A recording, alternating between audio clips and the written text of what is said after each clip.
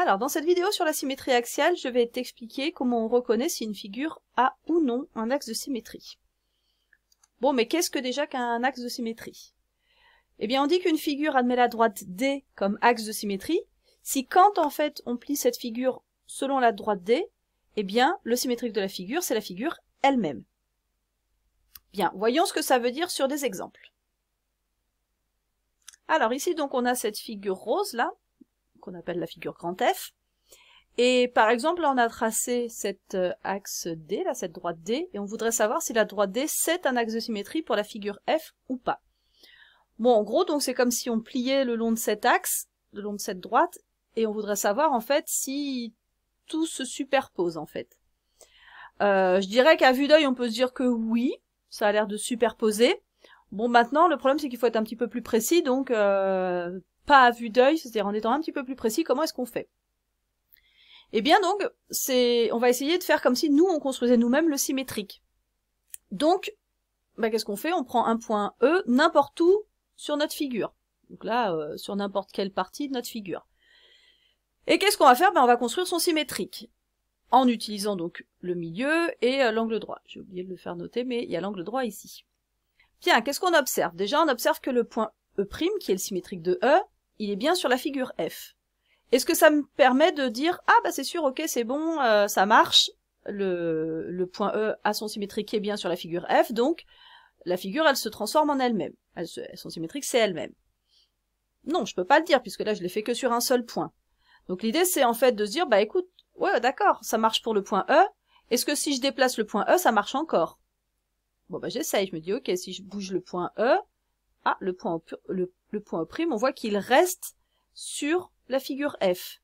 On arrive au bout, ok, c'est bon, on continue. Eh bien, le point E a toujours son symétrique sur la figure, et on voit bien qu'en fin de compte, peu importe où on est sur la figure, le symétrique reste lui-même sur la figure F. Donc, est-ce qu'on peut en conclure que oui, sur cette figure, l'axe D, là, la droite D, c'est un axe de symétrie pour la figure grand F. Passons à un deuxième exemple. Alors, dans ce deuxième exemple, on se dit, ok, on a un parallélogramme ABDC, attention à l'ordre des lettres, hein, là c'est ABDC. On voudrait savoir si ce parallélogramme, il a un axe de symétrie ou pas. Bon, je dirais que quand on y réfléchit comme ça, on se dit peut-être que c'est la droite BC qui est axe de symétrie. Bon, bah si on fait comme on a fait tout à l'heure, il suffit de prendre un point n'importe où sur notre figure et de voir si son symétrie reste sur notre figure à nous. Bah, prenons par exemple le point A et regardons son symétrique par rapport à la droite D. À la droite BC, pardon. Bon, bah qu'est-ce qu'on observe? Que son symétrique, il n'est pas sur la figure elle-même, sur la figure noire, sur le parallélogramme. Et bah donc, qu'est-ce qu'on peut en conclure?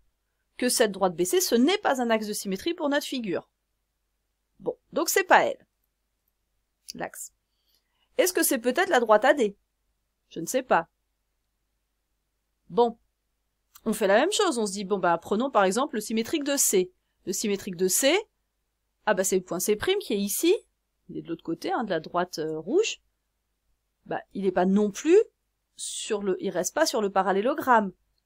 Autrement dit, cette droite AD, non, ce n'est pas un axe de symétrie de notre figure. Si je prenais une droite ici horizontale, par exemple par le milieu de AC et par le milieu de BD, eh bien non, puisqu'on verrait que si on fait le symétrique, il atterrirait en bas. Donc on se dit, ben non, en fin de compte, même chose, on pourrait prendre peut-être une droite verticale ici, mais on voit bien qu'en fait, si je fais une droite verticale, si elle passe ici, le point D ici aurait un symétrique qui est plutôt par là. Autrement dit, ça marcherait pas non plus. Donc on voit qu'en fait, cette figure-là, elle n'a pas d'axe de symétrie. Et ben c'est comme ça arrive. Donc il y a des figures qui ont un axe de symétrie, qui ont peut-être 2 axes de symétrie, 3, 4, 5, ça dépend des figures. Et il y en a qui n'ont pas d'axe de symétrie. C'est comme ça. Donc là, c'est à toi de faire de voir dans les exercices et d'arriver à reconnaître si des figures ont ou non des axes de symétrie.